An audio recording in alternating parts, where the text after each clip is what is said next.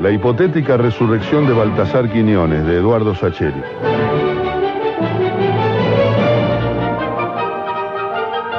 Cuando la discusión empezó a acalorarse y algunos gritos destemplados rompieron como un ladrillazo los cristales blancos de la siesta, dejé de escribir y levanté la vista. A esa hora, y con ese calor, en el bar no había más de una decena de parroquianos. En torno al billar, 4 muchachos vociferaban en medio de grandes ademanes y de gestos teatrales. Me tranquilicé al reconocerlos. Eran buena gente que vivían con sus padres a pocas calles de mi casa. Deja de decir estupideces, Miguel, te lo pido por lo que más quieras. El que hablaba tenía los brazos levantados al cielo como pidiendo a Dios que se apiadara de ese tonto que tenía frente a sí. Que no es ninguna estupidez, te digo. El otro hablaba adelantando las manos sobre el billar como si de ella se derramara la verdad a chorros. Ven cualquier imbecilidad en la tele y la crees a pie juntilla. Miguel, no seas inocente, querés. Que la tele, ¿qué tele ni qué 8 cuartos, Antonio? Que lo que te digo no tiene nada que ver. ¿Acaso no tengo una caja llena de cosas y cosas sobre Baltasar Quiñones?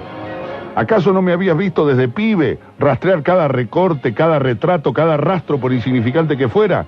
Y por eso te digo lo que te digo, hombre. Estás tan embotado con esas teorías sobre Baltasar que apenas cualquier idiota aparece diciendo porquerías en la tele, vos sentís que por fin alguien te entiende. Yo había amagado con retomar la escritura. Cuando salgo de mi trabajo en el registro, paso por allí y escribo los que llamo mis apuntes inútiles hasta que el plomo del sol se apacigua y me permite volver a casa y sentarme en la galería fresca a tomar café y a charlar con Magdalena. Pero cuando escuché el nombre de Baltasar Quiñones comencé a prestar atención. Aquel al que habían llamado Miguel resoplaba con los brazos apoyados en el borde del tapete buscando aliento para serenarse. Era un muchacho joven de no más de 20 años, moreno y pequeño.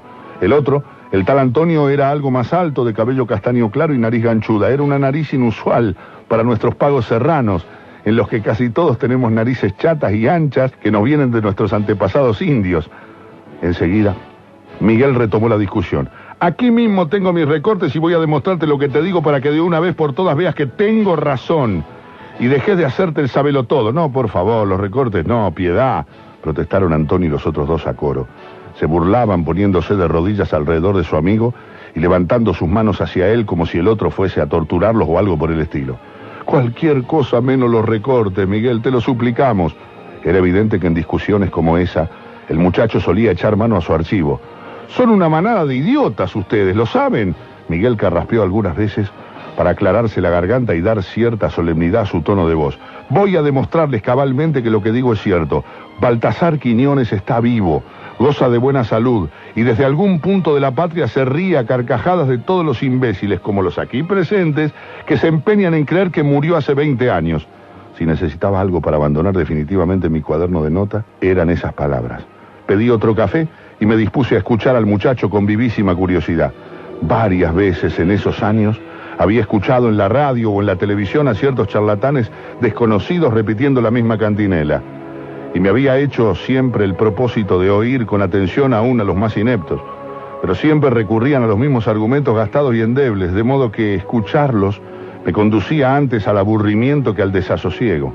Pero nunca me había sucedido presenciar una explosión como la que se avecinaba. Y el jovencito parecía serio. Se había tomado el trabajo de recopilar un buen número de datos y registros de todo tipo sobre Baltasar Quiñones, de modo que valía la pena escucharlos. El nuestro es un país muy pequeño y aún más pobre. Amamos el fútbol hasta la locura, hasta la enfermedad, hasta la saturación. Un país pequeño, pobre y desconocido. Si no fuese precisamente por Baltasar Quiñones, el mejor jugador de fútbol de todos los tiempos. Por lo menos así se piensa aquí. Baltasar nació en una aldea rural en 1950. Debutó en primera a los 15 años. Su equipo, gracias a sus goles, se coronó campeón durante 5 temporadas consecutivas. En el 70 fue vendido a Europa en una cifra similar a la mitad del Producto Bruto Interno de mi patria para el mismo año. Jugó allí 10 temporadas en medio de un éxito resonante. Hasta consiguió que mi país clasificara para un campeonato del mundo. Un milagro si se consideran lo exiguo de nuestros recursos y las limitaciones de nuestras habilidades. Sin embargo, no pudo jugarlo a raíz de una fractura que lo tuvo 6 meses en cama. En sus años europeos, Baltasar no perdió el tiempo. Entendiendo que la vida le había brindado una oportunidad única, se dedicó a educarse con el mismo tesón que ponía en los entrenamientos. Eligió un tutor francés que Si dejó de lado para economizar tiempo las ciencias matemáticas y naturales, lo educó pacientemente en las humanidades y las ciencias del espíritu. Y no fue un esfuerzo inútil. Antes de cumplir los 25, Baltasar había sido capaz de rendir libre sus estudios secundarios, y por su porte, su léxico, bien podía pasar por un joven de clase media acomodada, educado en alguno de los buenos colegios confesionales que tenemos en la capital. Se casó sin estridencias con una jovencita de su pueblo de la sierra. Tuvo 3 hijos, una niña y 2 varones, y volvió de Europa cuando cumplió los 31 años, advirtiendo tal vez que el resto, la fatiga incipiente en sus músculos y sus huesos, bueno, ya era distinto. Durante esa década pasada en tierras lejanas, la adoración del pueblo para con él había desbordado ya cualquier límite.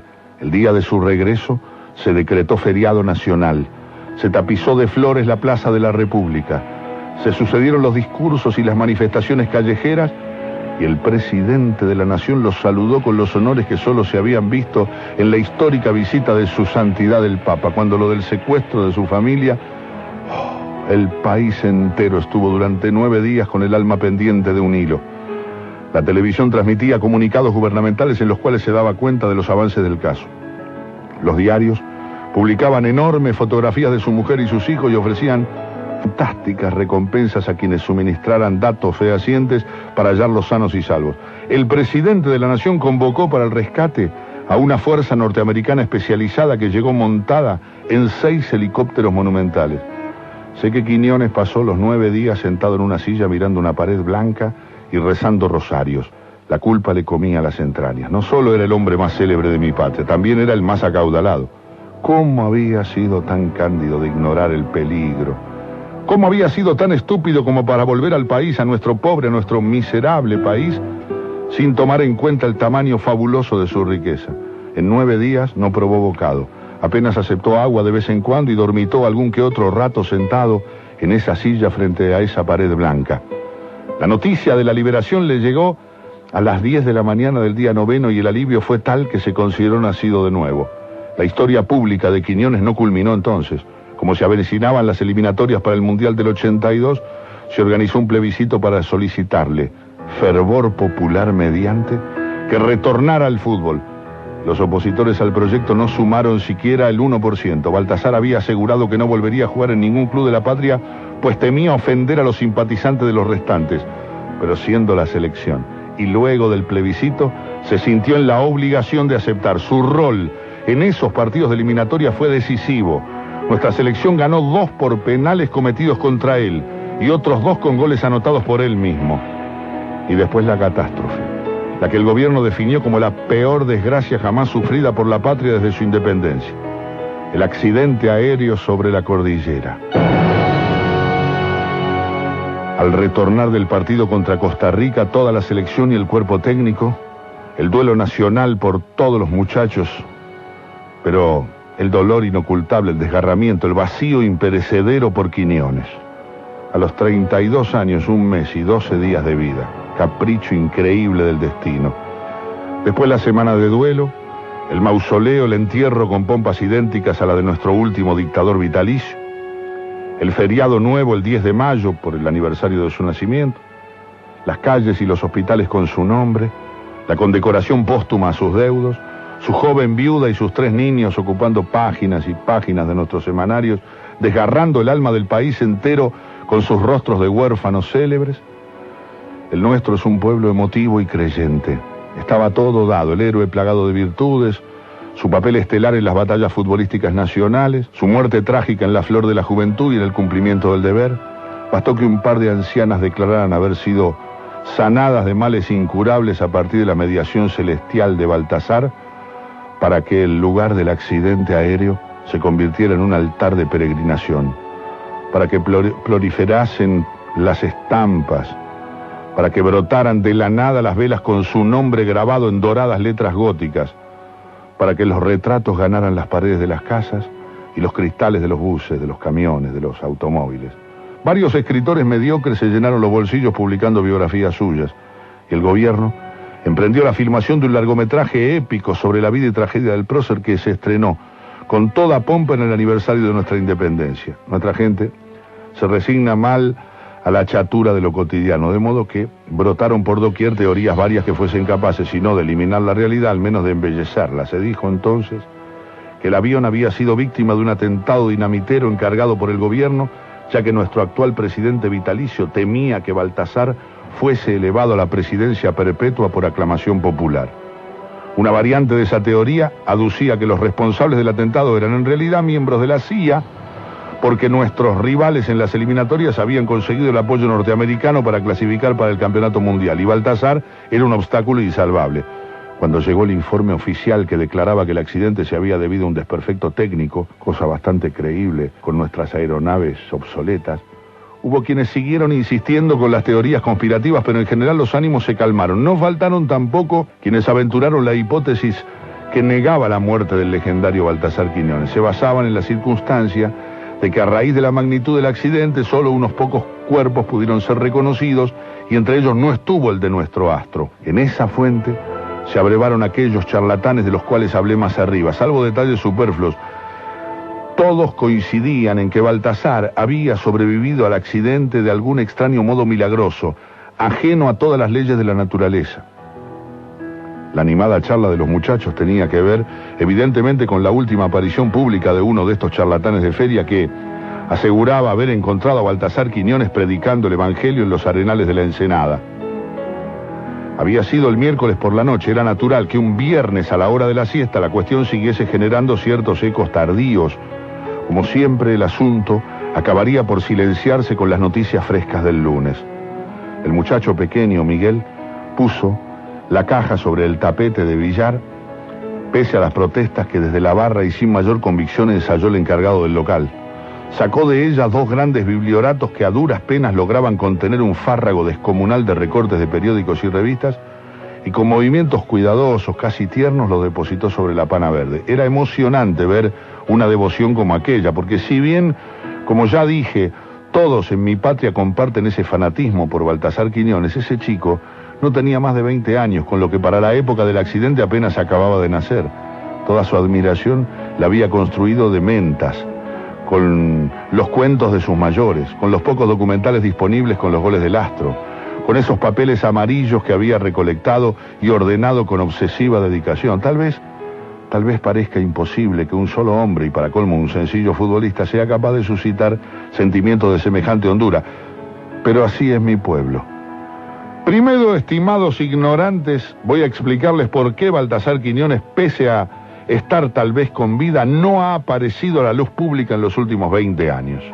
Hizo una pausa y miró a sus interlocutores uno por uno. Los otros habían dejado momentáneamente de burlarse y lo escuchaban atentos. Me sorprendió gratamente su elocuencia, la riqueza de los matices de su voz, su amplio vocabulario. Tal vez si a alguien le fuera dado alguna vez leer estas páginas, su forma de hablar no le parecerá gran cosa, pero yo, que debí emplear inconmensurables esfuerzos para dotarme de una educación más o menos aceptable, valoro mucho la cualidad de un vocabulario florido, sobre todo en regiones tan pobres como en la que vivimos. Digo tal vez, porque no tengo la certeza alguna de que hoy por hoy Quiñones siga con vida. Solo sé que, de seguro, que Quiñones no murió en ese accidente. Alzó los brazos para contener los primeros gestos de fastidio de su escaso auditorio. Atiendan, por favor. No solo no murió allí, sino que ese accidente le dio la oportunidad de iniciar la vida con la cual hacía años venía soñando. De nuevo se detuvo para dejar que sus palabras calaran en las tres cabezas que seguían sus pasos de ida y vuelta por el costado de la mesa de billar. Yo, por mi parte, debía admitir que sus ideas no tenían nada que ver con las especulaciones que había escuchado hasta entonces. Tengan en mente esta noción esencial. Baltasar encontraba difícil vivir en nuestra patria. Nosotros éramos unos críos entonces, pero imagínate, Antonio, cómo salir con amigos, cómo asistir a conciertos, a restaurantes, cómo llevar a los niños al parque, cómo evitar un enjambre permanente de fanáticos a su alrededor. Supongo, dijo Antonio, contestó, que viviendo retirado en una mansión grande como un estadio, Miguelito. Error, amiguito, error. Y aquí Miguel abrió uno de los biblioratos en una página ya señalada y levantó un recorte con la derecha. No se sentía a gusto en lugares exclusivos, ni le agradaba codearse con personas ricas y elegantes. ¿Es lo que vos decís? Para que tu héroe parezca un Robin Hood, niño inocente. De nuevo te equivocás, Antonio. Recordá que mi primo mayor Roberto viajó a Europa el pasado enero. Le encargué que se diera una vuelta por la casa que ocupó Baltasar mientras estuvo en Milán. Y adivina que encontró un departamento sencillo en un barrio sencillo. Y para entonces no me vas a negar que ya era el hombre más rico del país, ¿no es cierto? Hacía de tacaño, dijo Miguel. Los otros tres se rieron. Le dice Miguelito, lo hacía de tacaño. Y Miguel decidió ignorarlo. Cállate la boca. El hombre vuelve a la tierra, pero la gloria se interpone entre él y el mundo que quiere para sí. Lo había dicho una y mil veces. El fútbol no es mi vida. Es solo un hermoso trabajo que me ha permitido mejorarla. ¿Te das cuenta, niño? ¿Te das cuenta? Baltasar quería vivir tranquilo y quiere hacerlo en su país. No quiere ser un exiliado de lujo en los barrios altos o en un país europeo o en la misma Norteamérica. Los otros se habían callado de nuevo. ¿Comprenden? El hombre vuelve rodeado de gloria, pero no tiene un solo árbol donde guarecerse del sol del amor público, digamos. ¿Cuáles son sus ambiciones? Tomemos un recorte al azar. Aquí está. Semanario La Hora, publicado en Santa Catalina, febrero del 81. 4 meses antes de su desaparición. Vos me vas a decir que soy fanático, José.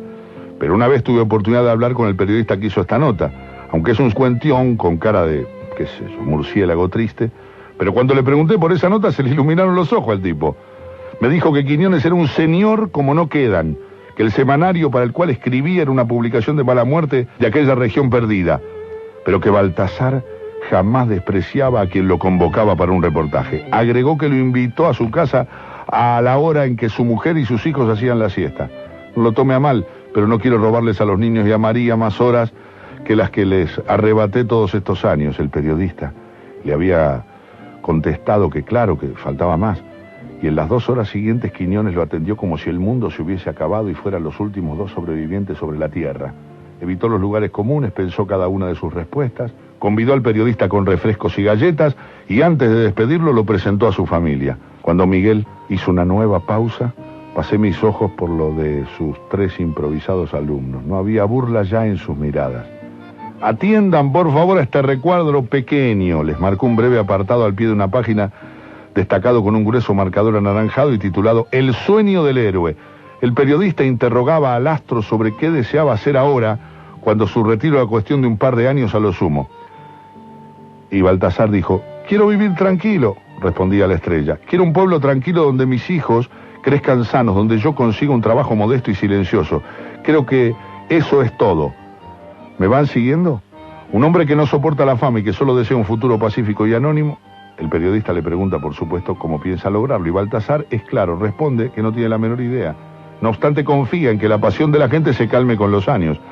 En el país han existido otros jugadores destacados y con el tiempo la fama los ha dejado un poco de lado, ¿no le parece? A lo que el periodista se permite replicar que sin desmerecer a las viejas glorias, ninguna es comparable con ustedes, Baltasar.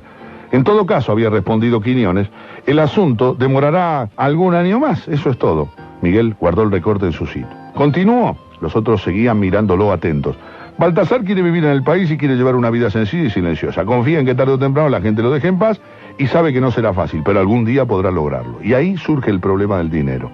Baltasar Quiñones es el hombre más rico de la patria. No hablo de que tema que sus amistades y sus familiares lo esquilmen, nada de eso. Baltasar es a su regreso un hombre educado.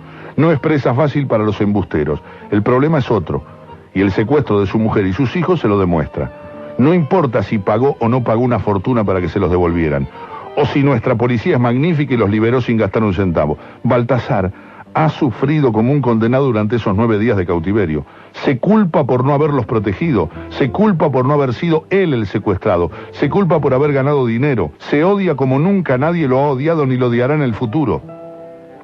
Eso es lo que piensa, mientras mira esa pared blanca, frente a la cual se ha sentado a esperar la liberación o la muerte. Hizo otra pausa. Por un minuto solo se escucharon sus pasos sobre el piso de madera. Adiviné que no era el único que contemplaba con atención la escena. Los 4 o 5 parroquianos que se hallaban desperdigados por el local estaban absortos en el discurso del muchacho. Cuando su familia aparece, toma a su mujer y a sus 3 niños y se manda a mudar de la capital. Pero no es una solución, su pueblito de la sierra siempre será demasiado pequeño para que quepa en él toda su fama. Vuelve a la ciudad solo cuando la última convocatoria para el seleccionado. Pero para el caso da igual. Vean la foto de esa época. Por primera vez Baltasar Quiñones es un hombre triste. ¿Lo ven aquí? En esta, bajando del avión que lo trae del partido de Guatemala. O en esta otra, mirá, en la entrega de premios a los deportistas en la década del 70. Baltasar Quiñones está preso. Preso de su gloria y de su dinero. Preso de la gratitud de 5 millones de compatriotas que siguen esperándolo todo de él. Preso de su decadencia física. Esa decadencia que los demás no conocen aún, porque su genialidad le permite ocultarla y porque su entereza le obliga a exigirle a su cuerpo esfuerzos insoportables. Espera un minuto, Miguel. Ahora la voz de Antonio no era burlona, sino reflexiva y profunda. ¿Recordás esa película que veíamos todos los años en la escuela? Hablo de esa en la que Baltasar aparece entrenando con la selección poco antes del accidente. Bueno, bien. ¿Recordás que Baltasar Quiñones tiraba desde la media luna del área y hace rebotar la pelota 10 veces seguidas en los palos? ¿Te acordás la forma en que la pelota le vuelve más o menos al mismo punto y que él, sin acomodar la pelota, el balón, ni siquiera un poco, vuelve a mandarla a los postes una y otra vez como si tal cosa? Entonces, ¿de qué decadencia física me estás hablando, viejo? Si Baltasar a los 32 era más jugador y más hombre que todos los potrillos que le han pegado a una pelota desde entonces hasta esta mañana. Antonio se había puesto de pie mientras hablaba. Se veía que no era demasiado distinto de Miguel.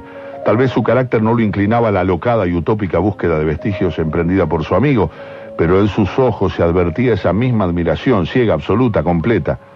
Yo me los imaginé a ambos, vestidos de colegiales, sentados en el piso del salón de actos, saliéndose de la vaina para que terminara de una vez por todas la propaganda oficial de Hechos Nacionales y empezara de una buena vez Baltasar Quiñones el orgullo de la patria. Y a juzgar por la cara de los dos muchachos, tenían guardadas las mismas imágenes en el mismo rincón de sus almas. Baltasar Quiñones danzando con una pelota, disparando a los arcos como si tuviera un cañón teledirigido en la pierna izquierda, eludiendo rivales como si fueran estatuas de sal. Como quiera, siguió Miguel, como quiera, pero vos no estabas dentro de sus rodillas, de sus tobillos, de sus pulmones. Baltasar era un hombre demasiado inteligente como para creerse todo lo bueno que decían de él. ¿De acuerdo, Miguel? Ahora el que habló era Damián, uno de los dos que hasta entonces se habían mantenido en silencio. Tenemos que Baltasar quería una vida distinta a la que tenía, te lo concedo, pero ¿qué tiene que ver eso con el accidente? A eso voy, criatura, a eso voy.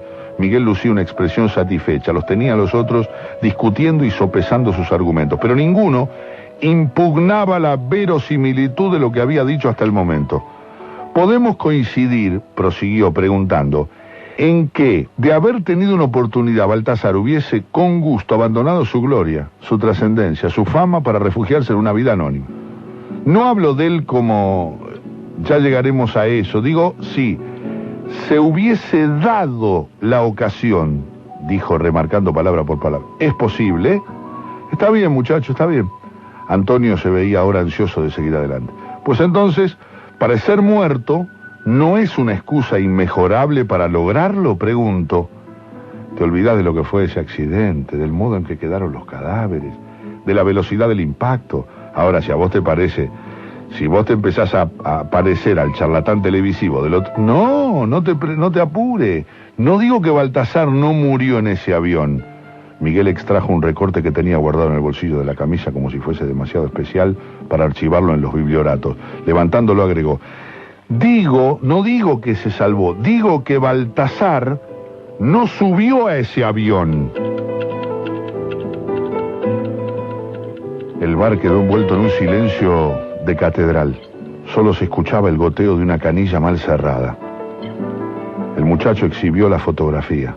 Baltasar Quiñones, vestido de uniforme deportivo y llevando en su mano derecha un bolso gigantesco, saludaba sonriente a la cámara que lo estaba tomando mientras caminaba por una umbría galería de árboles frondosos. Observen, empieza Miguel de nuevo, 22 de junio del 81. Última fotografía de Baltasar mientras camina al salir del hotel de Costa Rica, rumbo al vuelo que va a terminar por estrellarse en la cordillera. ¿Vamos bien? 22 de junio del 81 y la fotografía de Quiñones. La conocemos, ya la conocemos. Damián adoptaba un tono estudiadamente aburrido para fastidiar al otro. Me sorprendió el modo en que todos lo recordaban. Yo no la tenía presente en absoluto. Observa bien. Mira bien, Damián. Observa lo que tenés ante tus narices. Miguel marcaba un punto algo borroso en segundo plano. ¿Qué es esto, muñequito? Un campanario, señorita, un campanario. Los otros ahora jugaban a hacerse los escolares aplicados. Muy bien, clase, muy bien, sigan así. Pero en ese campanario, queridos potrillos, hay un reloj. Un reloj que marca, si miran con atención, y si saben leer la hora, las 12:15. Retengan ese dato, 12:15. Miguel volvió hacia sí el recorte para leer el epígrafe. Última fotografía del astro Baltasar Quiñones. Sale apresuradamente del hotel donde se encontraba concentrada la selección nacional para alcanzar el vuelo de sus compañeros en el Aeroclub de Canigasta. De inmediato prosiguió. ¿Por qué el diario habla de alcanzar? Porque Baltasar se había quedado en el hotel grabando una entrevista televisiva para la BBC y debió alquilar un auto para alcanzar al resto, ese auto que quedó finalmente abandonado en el aeropuerto. ¿Me siguen hasta ahí? Pues bueno, lo cierto es que el Aeroclub, desde donde despegó el catafalco aquel, queda en Canigasta y el hotel en Cerrillo. ¿Saben a qué hora despegó el avión? Sí, sabemos, a la fatídica hora de las 1:05, 13:05. Los otros tres remedaban los comunicados oficiales que dieron sobre el país los días siguientes a la catástrofe y que quedaron luego inmortalizados en las películas biográficas. Muy bien, veo que han estudiado, pero adivinen, ¿cuánto se tarda desde Cerrillo hasta Canigasta en automóvil? En esa época el único camino que había pasaba bordeando la ladera de los montes, no estaba pavimentado y era de una sola mano. Si no saben la respuesta, no se preocupen. Cuando viajé a Costa Rica el mes pasado, hice el viaje de ida y de vuelta para tomar el tiempo. Si corres como loco y te arriesgas a matarte en cada curva, lo podés hacer en 1:20, 1:15 como mínimo. Los otros habían callado y se habían puesto serios. Eso nos da las 13:30 o 13:35 cuanto menos. Miguel los miró uno por uno, los otros estaban pasmados. Los dejó rumiar esos datos unos minutos mientras guardaba todos sus papeles en los carpetones y a estos en la caja. ¿Cómo nunca nos dijiste nada, hombre?, lo interrogó el cuarto de los muchachos. Creo que a los otros los había llamado Mario. Sí. Porque solo lo confirmé en el viaje que te dije.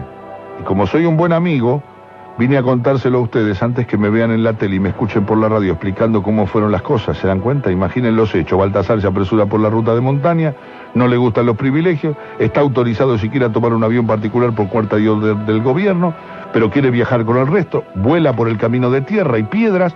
Al volver el último recodo del camino donde la ruta se abre al valle de Canigasta, el avión con sus compañeros le pasa por encima de la cabeza. Contrariado, malhumorado, vuelve sobre sus pasos y emprende el retorno a Cerrillo. Por la radio, antes de llegar, escucha la primera noticia de la tragedia. Horrorizado, detiene el auto, baja para tomar aire y ordena sus emociones. Llora, eso es seguro, por todos sus amigos que iban a bordo. Llora por todos, pero ¿imaginan ustedes sus lágrimas por Benito Paredes, por Juan Lozada, por el Balín Zambrano? Un pensamiento lo asalta a su familia. Su mujer debe estar desolada mientras el teléfono suena sin cesar. Los niños, pobrecitos, deben estar aún durmiendo la siesta. Debe llamar de inmediato y avisar que está con vida. Es en ese instante cuando la idea lo atraviesa como un relámpago. En medio del dolor por sus amigos muertos, una luz de milagro se abre en su horizonte.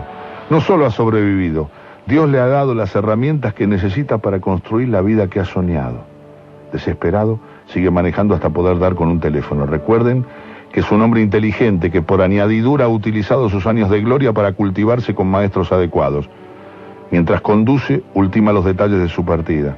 Cuando por fin logra dar con un teléfono, en una estación de gasolina semidesmantelada, llama a su mujer rogando que conteste. Le toma varios minutos convencerla de la verdad. Tal es el estado de histeria en que se encuentra. Finalmente, cuando está seguro de que ella se ha serenado lo suficiente, le explica los rudimentos de lo que tiene en mente. Ella lo escucha, primero extrañada, después confundida, pero después entusiasmada. Ella ha compartido con él ese sueño inacible entre las brumas no disipadas de sus lágrimas recientes, y para no arruinarlo todo con equivocaciones estúpidas, anota en un papel las 4 o 5 instrucciones fundamentales que Baltasar le dicta desde el lejano país. Sí, solo los más íntimos deben saberlo. Los padres de ella, la madre de él, sus 2 hermanos, los niños son suficientemente pequeños para poder esperar a verlo en persona. Cuando cuelga, Baltasar no tiene tiempo que perder. El encargado del sitio lo mira con cierta atención, pero el crack no se preocupa. El tipo está borracho. Y como mucho recordará con vaguedad a un hombre vestido de deportista asombrosamente parecido a ese futbolista extranjero tan conocido, Quiñones, que acaba de matarse en un accidente aéreo. Vuelve a dejar el auto en el aeródromo desierto, llega apenas a tiempo para evitar el enjambre de reporteros gráficos que en los días siguientes fotografiarán hasta el cansancio ese carro, ese auto abandonado. Consigue otro y conduce sin tregua todo el día y toda la noche. Cruza la frontera con Nicaragua al amanecer.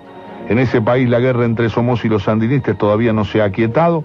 No es difícil conseguir documentos falsos por unos pocos dólares, y Baltasar los tiene en abundancia. Hundido en un hotelucho espantoso, observa sus funerales célebres mientras se afeita la cabeza, se deja crecer la barba y el bigote. 3 meses después vuela de regreso a la patria en la avioneta que conduce su propio hermano, Nicolás. Nicolás además ha comprado para él una casita en algún pueblo lejano y allí se instala. Los primeros días sale poco, teme que lo descubran de inmediato, pero con el correr del tiempo se anima a salidas más prolongadas. Ha cambiado totalmente su aspecto, tal vez está rapado o usa una ridícula peluca de largo cabello rubio. Tal vez engordó 12 kilos o adelgazó 9. En el pueblo le llama la atención ese forastero extraño y solitario. El forastero no es un personaje solitario. Ahora que se ha establecido, ha traído a su familia consigo, tiene la mujer bella, 3 niñitos hermosos. Tal vez se trate de uno de esos universitarios que han tenido dificultades con el gobierno de nuestro dictador vitalicio. Para el caso lo mismo da, el hombre es honrado, cariñoso, asiste a la misa de los domingos, no se emborracha, no golpea a su compañera. En pueblos pequeños como los nuestros, eso solo lo convierte en candidato a la santidad. ¿O acaso miento? Eso es todo, amiguitos. De allí en adelante Baltasar Quiñones se dedica a vivir la vida que ha soñado. No tiene preocupaciones económicas, pues su familia administra sus bienes. Tampoco comete la estupidez de emprender gastos ostentosos que delaten su verdadero estatus. Nunca le han interesado. Su mujer es feliz de tenerlo en casa los fines de semana y de ir al cine del pueblo los sábados por la noche sin que nadie cruce con su marido más que un respetuoso adiós maestro. Y así están las cosas. Y por añadidura, Baltasar es testigo vivo de su conversión en héroe nacional perpetuo. Tal vez transita todos los días una calle con su nombre, descansa en casa en sus cumpleaños, que son feriados precisamente por eso, y observa por la tele los discursos alusivos que el gobierno ensaya al pie del mausoleo que guarda su memoria. Está a salvo de todo. El tiempo ya no podrá corromperlo. Lo último que se ha hecho en la vida ha sido convertir un gol inolvidable al servicio de la patria el 20 de junio del 81 en Costa Rica. Nunca envejecerá, nunca deberá retirarse, nunca se desvalorizará su pase, nunca deberá rechazar jugosas ofertas para convertirse en técnico, nunca deberá arriesgar su buen nombre y el cariño popular en aventuras políticas que traten de involucrarlo, nunca bajará de ese pedestal de cristal desde el que reina sobre la Plaza de la República, sagrado, heroico, incorruptible, hacedor de milagros, intocable para toda la eternidad. Hubo un momento, cuando terminó de hablar, en el que podía palparse la telaraña mágica por la que el joven acababa de atrapar a su auditorio, pero de inmediato uno de los muchachos rompió el hechizo. Miguel, hay algo que no entiendo. Mario se rascaba la cabeza mientras hablaba. ¿Vos crees posible que la mujer de Baltasar estuviera dispuesta a atender el teléfono inmediatamente después de enterarse de la muerte de su esposo? No sé, Mario, tal vez atendió otro familiar. Miguel movía las manos mientras buscaba algún argumento más contundente. Un hermano, un primo, da igual. No lo creas, Miguel, no lo creas. Hubiese bastado un grito de Baltasar al teléfono para que la noticia se hubiese vuelto incontenible. ¿Y cómo guardar el secreto luego? Mario terminó como para sí. No, Miguel, me parece difícil. Bueno, hay detalles que tengo que revisar. Quieto, muchachos, quieto. Ahora lo había interrumpido Antonio. Yo también tengo mis dudas. ¿Vos decís que Baltasar se refugia en un pueblo perdido? ¿Y que sus vecinos lo aceptan complacidos porque necesitan un maestro, aunque sea un joven capitalino que ha tenido dificultades políticas? ¿No es un poco ingenio suponer que ni la policía ni el ejército van a molestar al forastero? Digo, alguien que llega desde la nada. Antonio dejó en el aire sus últimas palabras. La expresión de Miguel iba pasando de la euforia al abatimiento. Y hay otra cosa, Miguel, si me disculpas. Mario volvió al ataque, pero su tono de voz era suave, íntimo. Si he seguido tu explicación correctamente y puedo asegurarte que lo he hecho, toda tu hipótesis descansa en el supuesto de que ese reloj te marca el exacto momento de la partida de Baltasar desde el hotel, ¿cierto? Cierto. El tono de voz de Miguel llevaba la cautela de quien espera un ataque furibundo. ¿Y quién te asegura que ese reloj estaba en hora? Miguel, contéstame, ¿quién te asegura? El muchacho abrió los brazos y farfulló algunas palabras, pero era evidente que no estaba listo para esas objeciones. Es verdad, dijo Damián, que hacía rato que no abría la boca. Aquí en el pueblo tenemos 3 relojes públicos, el de la iglesia, el de la escuela y el del municipio, y ninguno funciona, che. Lo sentimos. Antonio buscaba las palabras para no herir a su compinche. Pero no queremos que te hagan pasar vergüenza en la televisión, ¿sabes? La magia que Miguel había construido acababa de derrumbarse. El tiempo reinició su transcurso. El encargado del bar acomodó unas copas. 2 parroquianos se movieron e hicieron crujir sus sillas. Los 4 amigos, sin embargo, permanecieron largos minutos con las cervezas entre las manos y las cabezas bajas. ¿Qué tal una partida? Salí unos minutos después. El sol estaba todavía alto, de manera que fui por el camino del club social. Las veredas arboladas ofrecen una protección para cabezas calvas como la mía. Grande fue mi sorpresa cuando vi a Miguel recostado sobre la verja, pobre. Por el modo en que me miró comprendí que me había identificado como uno de los testigos de la charla. Al verlo de cerca, vi sus ojos húmedos y sentí por él una compasión infinita. Una parte de mí me indicaba que siguiera de largo, que me limitara a saludarlo con una sonrisa y una inclinación de cabeza, pero la tristeza de su expresión me conmovía de tal modo que no podía sencillamente ignorarlo. Le pregunté si quería caminar para que se le sacudiera la tristeza y aceptó, y nos metimos en los terrenos del club. Es usual que la gente del pueblo haga eso. Las canchas de fútbol están rodeadas por inmensos robles que brindan una sombra linda. No te tenés que poner triste. Hiciste un esfuerzo notable, de todos modos. El chico no respondía. Además no tenía por qué saber lo del reloj y esas otras cosas. Es cierto, pero no me sirve de nada. ¿Cómo que no? Y todo lo que sabes, ahora sabes un poco más. Tampoco eso sonó muy convincente. Seguía con la cabeza baja, Miguel, y tenía los ojos húmedos de nuevo. Dejé de mirarlo, bajé los ojos a mis propios zapatos. Qué pena, ¿no? Estabas listo para hacerte famoso en la tele, ¿cierto? ¿Qué va, señor? A mí que me importa la tele. ¿Quién se acordaría de mí la semana entrante? No. ¿Y qué es entonces? El muchacho gesticuló varias veces como buscando la... Usted se habrá dado cuenta de que yo admiro a Baltasar, ¿sí? Evidentemente. Y bueno, si mi historia hubiese sido cierta, querría decir que Baltasar esté con vida, completé. Exacto, Miguel sonrió. Imagínense que fuera cierto. Hay algo que no entiendo entonces. El muchacho me miró. Si admirás tanto a Baltasar Quiñones, ¿qué? Y Baltasar se oculta voluntariamente. ¿Y qué con eso? ¿Por qué te empeñas en descubrir su juego? El muchacho calló. ¿No pensás que él prefería dejar las cosas como están, con su nueva vida silenciosa, como vos mismo la definiste? Es que no busco alterarlo, señor, en absoluto. Solo quisiera saber si está vivo. ¿Y vos crees que contando lo que creíste haber averiguado ibas a obligarlo a salir de las sombras, por decirlo de algún modo? Y supongo que sí. Miguel dudó. ¿Cómo habría de volver Baltasar a su existencia anónima una vez que todos sus compatriotas supieran que está con vida, che? Miguel no contestó. ¿Y qué cree que pensarían esos mismos compatriotas que durante 20 años lo han llorado y venerado como un héroe? ¿No pensás que lo despedazarían con el mismo fervor con el que lo han idolatrado en su memoria? Caminamos en silencio bajo los árboles unos 100 metros. Luego debimos salir al sol para atravesar una de las 2 canchas profesionales que quedan en camino hacia mi casa. En el fuego de las 4, ni las moscas andaban por el sitio. Por fin Miguel abrió la boca. ¿Sabe que creo que tiene razón? Pero me cuesta hacerme la idea de saberlo muerto ahora que me había entusiasmado tanto con eso de que estaba vivo. Seguimos caminando en silencio, me volvió a mirarlo y de nuevo me compadecí de su tristeza. Habíamos cruzado el círculo central y avanzábamos hacia una de las áreas. Advertí que allí, desperdigados en el césped, había 5 o 6 balones. Estaban bajo el sol de la tarde. Delicias como esas son las que yo amo de los pueblos pequeños. Esas pelotas estaban allí desde el mediodía y seguirían en ese sitio sin que nadie las robase hasta las 5, cuando el entrenador del colegio las recogiese para la clase vespertina. Al verlas, Miguel se adelantó y con un bonito puntapié, el pibe de las explicaciones mandó una a estrellarse contra la red del arco. Por mi parte, hice lo que siempre hago. Esquivé el sitio y me encaminé hacia el lateral, pero Miguel, tal vez con ganas de sacudirse el mal sabor que traía consigo, me alcanzó otro de los balones. ¡Ahí va, señor! ¡Dele duro!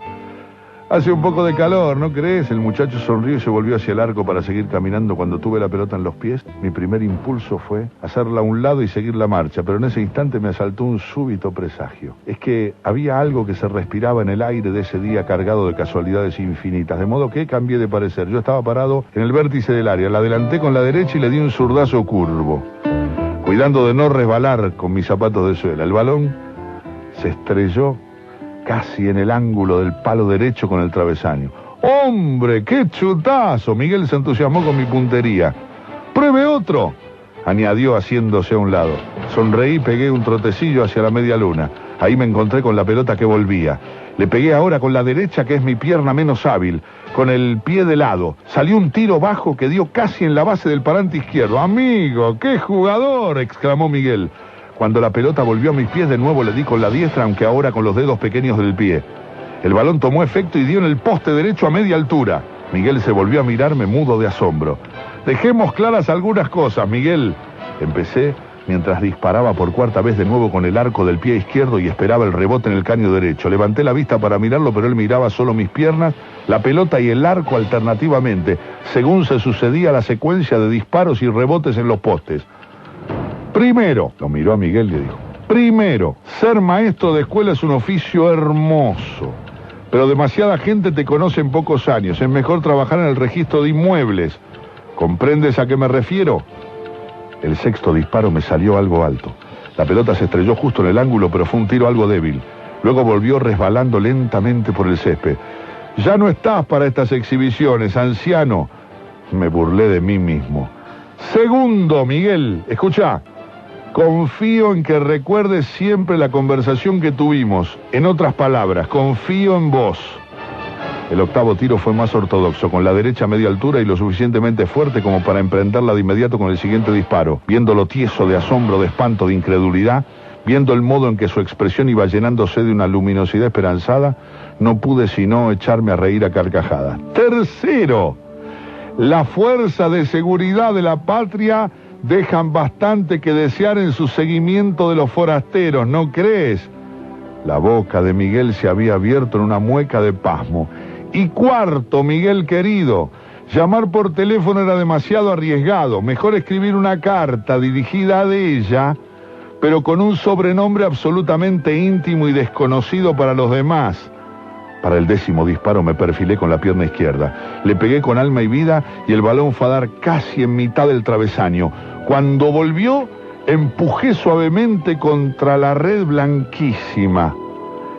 Y quinto, Miguel, eres todo un detective. Le sonreí y le dije, además, el reloj aquel andaba de maravillas.